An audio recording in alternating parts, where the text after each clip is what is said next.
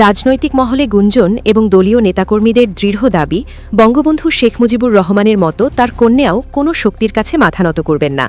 আপোষহীন রাজনীতির যে উত্তরাধিকার তিনি বহন করছেন, তা নিয়েই খুব শীঘ্রই তিনি বাংলার মাটিতে পা রাখতে যাচ্ছেন।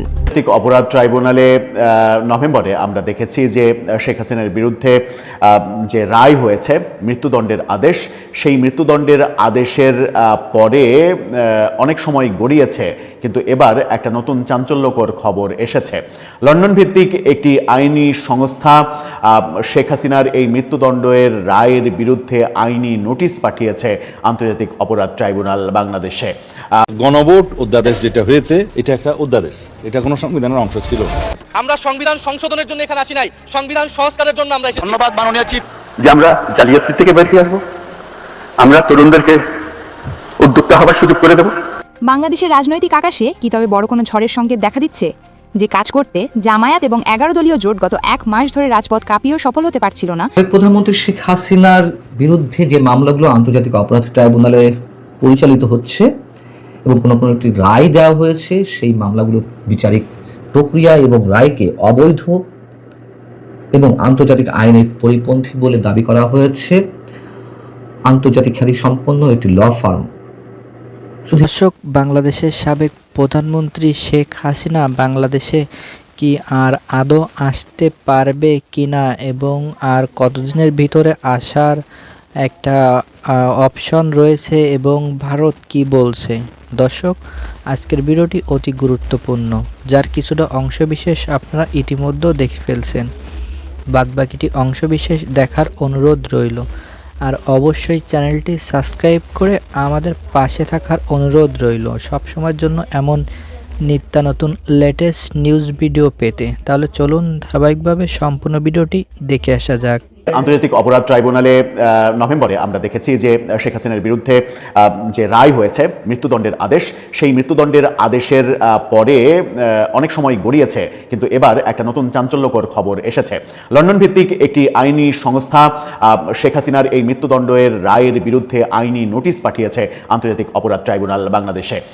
এই আইনি নোটিশে ব্যাপারটা জটিল হয়ে পড়ল। আন্তর্জাতিক কোনো সংস্থা থেকে এ ধরনের আইনি নোটিশ বাংলাদেশে এর আগে ঘটেছে কিনা, এসেছে কিনা, সেটাও বোধহয় একটা গবেষণার ব্যাপার হতে পারে। তার মানে শেখ হাসিনার বিরুদ্ধে যে মৃত্যুদণ্ডের আদেশ দেওয়া হয়েছে কিংবা শেখ হাসিনার বিরুদ্ধে যে বিচার প্রক্রিয়া চলছে, সেটা নিয়ে নতুন করে আন্তর্জাতিক মহলের উদ্বেগ, উৎকণ্ঠা এবং এটা নিয়ে মুভমেন্ট শুরু হচ্ছে। বলা হচ্ছে যে এই ব্যাপারগুলো যদি মানে আইনি নোটিশের ব্যাপারে যদি ভাবা না হয়, এটা আমলে না নেওয়া হয়, তাহলে এটা আন্তর্জাতিক আদালতে চলে যেতে পারে। কি বলা হচ্ছে সেই চিঠিতে, আইনি নোটিশে? আইনি নোটিশ কেনই বা দেয়া হলো, স্পেসিফিকলি কারা দিল, এর পেছনে আওয়ামী লীগের বড় লবিং কাজ করেছে কিনা, চলুন একটু জেনে দেখি। এবং এর পরিপ্রেক্ষিতে বাংলাদেশে আন্তর্জাতিক অপরাধ ট্রাইব্যুনাল কি সিদ্ধান্ত নিতে পারে, বর্তমান সরকার যে বিব্রতকর পরিস্থিতিতে পড়বে সেটার ভিত্তিতেই বা তারা কি সিদ্ধান্ত নেবে, সেগুলো আলোচনা করে বোঝার। মৃত্যুদণ্ডের আদেশ দেওয়া হয়েছে, সেটাকে চ্যালেঞ্জ করে আইনি নোটিশ পাঠানো হয়েছে এবং নোটিশটি এসেছে লন্ডন ভিত্তিক একটি আইনি সংস্থা থেকে। কি বলছে গণমাধ্যম? চ্যানেল আয়ের শিরোনামটা দেখে নিন। সেখানে বলা হচ্ছে, শেখ হাসিনার মৃত্যুদণ্ডের রায় বাতিলের দাবিতে আইনি নোটিশ। বাংলাদেশের আন্তর্জাতিক অপরাধ ট্রাইব্যুনালে মানবতা বিরোধী অপরাধে জুলাই অভ্যুত্থানে ক্ষমতাচ্যুত সাবেক প্রধানমন্ত্রী শেখ হাসিনার বিচার এবং দণ্ডাদেশকে বেআইনি বলে উল্লেখ করে তা বাতিলে আইনি নোটিশ দেওয়া হয়েছে। অর্থাৎ এই রায় বাতিল করতে হবে, এই আদালতের কার্যক্রম বেআইনি, এটা দাবি করছে তারা।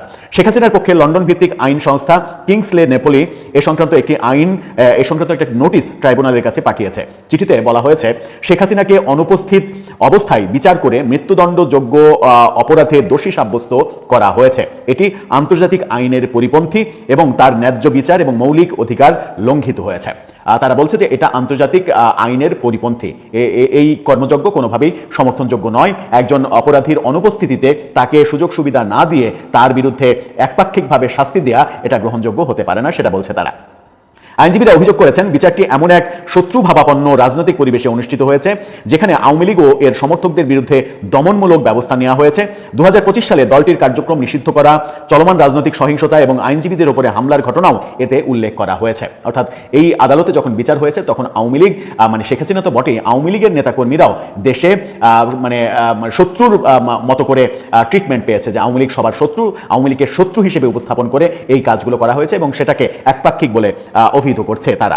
চিঠিতে আরো বলা হয়েছে ট্রাইব্যুনালের বিচারকদের নিয়োগে স্বচ্ছতার অভিযোগ ছিল। এটা একটা ভয়াবহ অভিযোগ যে বিচারক নিয়োগেও স্বচ্ছতা ছিল না এবং রাজনৈতিক সংশ্লিষ্টতা থাকা ব্যক্তিদের নিয়ে বেঞ্চ গঠন করা হয়েছে, অর্থাৎ বিচারকরা রাজনৈতিকভাবে সংশ্লিষ্ট রাজনৈতিক দলের এই দাবি করা হচ্ছে এখানে।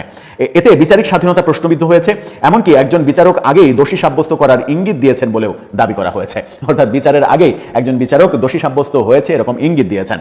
প্রধান প্রসিকিউটরের রাজনৈতিক সম্পৃক্ততা ও আওয়ামী লীগ বিরোধী অবস্থানকে পক্ষপাতমূলক হিসেবে উল্লেখ করা হয়েছে। প্রধান প্রসিকিউটর যিনি ছিলেন তাজুল ইসলাম, তিনি যে একটি ধর্মভিত্তিক রাজনৈতিক দলের লোক এবং তার এজেন্ডা বাস্তবায়ন করেছেন সেই দাবি তারা করছে।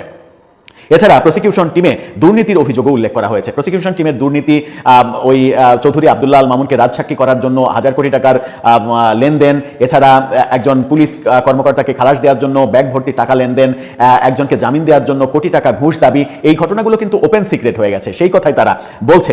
শেখ হাসিনাকে অভিযোগ প্রমাণ বা আত্মপক্ষ সমর্থনের সুযোগ দেওয়া হয়নি, এটি নাগরিক ও রাজনৈতিক অধিকার সম্পর্কিত আন্তর্জাতিক চুক্তির 14 অনুচ্ছেদের লঙ্ঘন, অর্থাৎ আন্তর্জাতিক চুক্তিও লঙ্ঘন করা হয়েছে এই আদালতে, সেটাও বলছে তারা। Human rights watch, amnesty international, freedom house এবং ইন্টারন্যাশনাল বার অ্যাসোসিয়েশন সহ বিভিন্ন আন্তর্জাতিক সংস্থা এ বিষয়ে উদ্বেগ প্রকাশ করেছে। আমরা দেখেছি শেখ হাসিনার এই রায়ের পরে হিউম্যান রাইটস ওয়াচের এই রায়ের কার্যকারিতা, এই রায়ের নিরপেক্ষতা এবং এই রায়ের নানা রকমের, শেখ হাসিনার পক্ষে যিনি আইনজীবী তিনি হো হো করে হাসছেন, তিনি কষ্ট পেয়েছেন বলে হাসছেন, তার মানে যথেষ্ট সময় দেওয়া হয়নি, তিনি যথেষ্ট সময় নেননি, তিনি মানে তার ক্লায়েন্টের পক্ষে যথেষ্ট মুভমেন্ট করেননি, এই অভিযোগগুলো তারা তুলেছিল। ল ফার্মটি বলছে ট্রাইব্যুনালের এখতিয়ারও প্রশ্নবিদ্ধ, অর্থাৎ এটা সব থেকে ভয়াবহ অভিযোগ। তারা বলছে যে এটি মূলত 1971 সালের মুক্তিযুদ্ধকালীন অপরাধ বিচারের জন্য গঠিত হলেও পরবর্তীতে ক্ষমতা বাড়ানো হয়েছে যা বেআইনে। এই ট্রাইব্যুনালটা গঠন করা হয়েছিল মূলত 1971 সালের যুদ্ধাপরাধীদের বিচার করার জন্য, কিন্তু সেই আদালতে শেখ হাসিনার বিচার এটা বহু দিক থেকেই বিতর্কিত হয়েছে, দেশে বিদেশে নানাভাবে সমালোচনা করা হয়েছে। গণভোট অধ্যাদেশ যেটা হয়েছে এটা একটা অধ্যাদেশ, এটা কোনো সংবিধানের অংশ ছিল না। আমরা সংবিধান সংশোধনের জন্য এখানে আসি নাই, সংবিধান সংস্কারের জন্য আমরা এসেছি। ধন্যবাদ মাননীয় চিফ। যে আমরা জালিয়াতি থেকে বেরিয়ে আসবো, আমরা তরুণদেরকে উদ্যোক্তা হবার সুযোগ করে দেব। বাংলাদেশের রাজনৈতিক আকাশে কি তবে বড় কোনো ঝড়ের সংকেত দেখা দিচ্ছে? যে কাজ করতে জামায়াত এবং 11 দলীয় জোট গত 1 মাস ধরে রাজপথ কাঁপিয়েও সফল হতে পারছিল না, সেই অসাধ্য কি তবে এক ফোনেই সাধন করলেন ডক্টর মোহাম্মদ ইউনূস? হ্যাঁ দর্শক, আজ সকালে নিউ ইয়র্কের জাতিসংঘ সদর দপ্তর থেকে আসা একটি খবর ঢাকার ক্ষমতার অলিন্দে রীতিমতো কম্পন সৃষ্টি করেছে। ডক্টর ইউনূস সরাসরি জাতিসংঘ মহাসচিবের সাথে দীর্ঘ আলাপ করেছেন এবং সেখান থেকে মিলেছে এক অভাবনীয় আন্তর্জাতিক সংকেত। ঘটনাটি আসলে ঠিক কী? নির্ভরযোগ্য সূত্রে জানা গেছে, ডক্টর ইউনূস জাতিসংঘ মহাসচিবকে স্পষ্টভাবে জানিয়েছেন যে গত 12ই ফেব্রুয়ারির বাংলাদেশে যে ঐতিহাসিক গণভোট অনুষ্ঠিত হয়েছিল সেখানে প্রায় 69% মানুষ জুলাই সনদ বাস্তবায়নের পক্ষে রায় দিয়েছিল। কিন্তু অভিযোগ উঠেছে বর্তমান সরকার জনগণের সেই বিশাল ম্যান্ডেটকে তোয়াক্কা না করে নানা আইনি জটিলতা আর প্রশাসনিক অজুহাতে সময় ক্ষেপণ করছে। ডক্টর ইউনূস বিষয়টিকে সরাসরি গণতন্ত্রের অবমাননা এবং জনমতের উপর আঘাত হিসেবে আন্তর্জাতিক সম্প্রদায়ের কাছে তুলে ধরেছেন। সব শুনে জাতিসংঘ মহাসচিব তাকে আশ্বস্ত করেছেন যে বিশ্ব সংস্থাটি সবসময় জনগণের প্রকৃত রায়ের পাশে থাকে এবং তারা বাংলাদেশ সরকারের উপর কার্যকর কূটনৈতিক চাপ সৃষ্টি করবে যেন এই সনদ দ্রুত বাস্তবায়িত হয়। জাতিসংঘের এই অভাবনীয় সমর্থন পাওয়ার পরপরই ডক্টর ইউনূস যোগাযোগ করেন জামায়াত আমির ডক্টর শফিকুর রহমানের সাথে।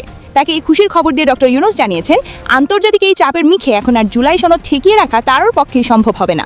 এই সংবাদ পাওয়ার পর জামায়াত শিবিরে এখন বইছে আনন্দের জোয়ার।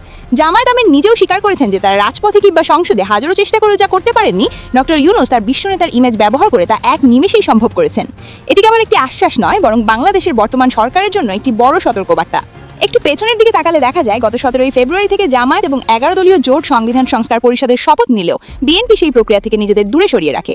20 ফেব্রুয়ারি রাজধানীর এক জনাকীর্ণ সংবাদ সম্মেলন, 25 ফেব্রুয়ারির বিশাল সমাবেশ এবং সর্বশেষ 5ই মার্চ সরকারকে দেওয়া সেই 7 দিনের আলটিমেটাম সবই যেন অরণ্যের রোদনে পরিণত হচ্ছিল।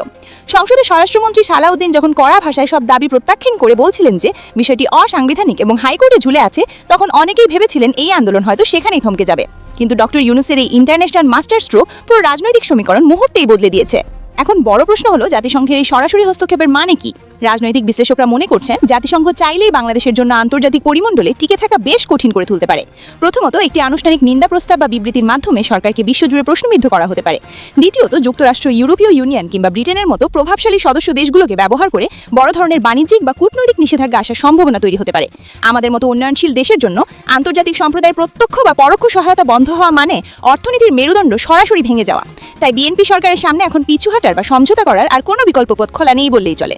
দীর্ঘদিন ধরে সরকার ভাবছিল যে দেশের ভিতরের বিরোধী শক্তিকে তারা আইনি মারপেচে আটকে রেখে অনায়াসেই সামলে নেবে, কিন্তু ডক্টর ইউনূস যে কৌশলে সরাসরি আন্তর্জাতিক মোড়লদের এই রাজনৈতিক খেলায় জড়িয়েছেন, তাতে করে তারেক রহমান কিংবা সালাউদ্দিনের আইনি ব্যাখ্যাগুলো এখন আর ধোপে টিকছে না। কারণ জাতিসংঘ কোনো ঘরোয়া আইনের মারপেচ শুনতে চায় না, তারা চায় জনগণের দেওয়া সরাসরি ম্যান্ডেটের। ডক্টর ইউনূস মূলত সেই জনগণের রায়কে তুরুপের তাস হিসেবে ব্যবহার করেছেন। ইতিহাস সাক্ষী, যখনই কোনো দেশে জনমতের বিরুদ্ধে গিয়ে সরকার কাজ করার চেষ্টা করেছে এবং তাতে আন্তর্জাতিক চাপ যুক্ত হয়েছে, তখনই ক্ষমতার পট পরিবর্তন ত্বরান্বিত হয়েছে। ডক্টর ইউনূস প্রমাণ করে দিলেন যে বৈশ্বিক রাজনীতিতে তার প্রভাব কতটা গভীর এবং কার্যকর। একদিকে জামায়াত এবং 11 দলীয় জোটের রাজপথের উত্তাল দাবি, আর অন্যদিকে জাতিসংঘের গলার কাটা হয়ে আসা বৈশ্বিক চাপ।